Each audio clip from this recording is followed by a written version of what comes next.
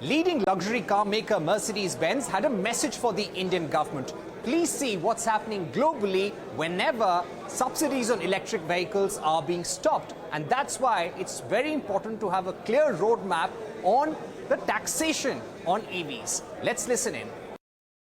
I think after a bit slow Q2, because we follow Jan-December calendar, so April to June as such was a bit slower, but it was planned because of elections, monsoons also being there in different parts of the country. August was great.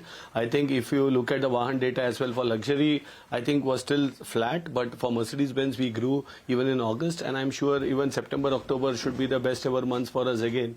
If I look at the full year projections, we are still confident of a double-digit growth to close this year, and it should be the best ever year in our history. Would you say that there is also a lesson for India in what has happened in some of the developed markets with subsidies being pulled off and EV sales going down? 100%, Parikshit. I think the main lesson is be consistent.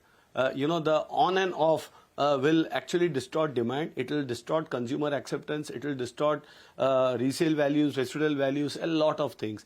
There needs to be a clear roadmap that till the time India doesn't achieve the 30%, 35%, 40%, this kind of support will continue.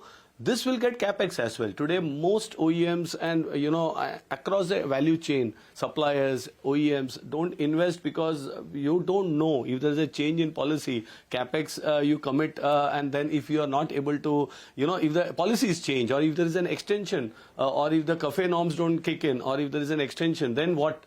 Because consumers won't go by default, because they would like to have a cheaper technology, a proven technology, than trying to shift to a newer one. So I think a long-term commitment, this is what, in my view, the government should look at other markets and say, as India, let's take the leap of faith. I think that was very good inputs today morning. We heard from the ministers. They all were committed to this emission-free mobility. I think that's a big step. My final question would be on the policy front.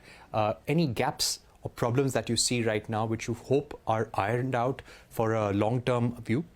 I think we have one side a very clear messaging of decarbonizing auto industry. On the other side, taxation is a complex topic in India because it's the GST is decided by states, not just by the central, and it's out of the budget purview.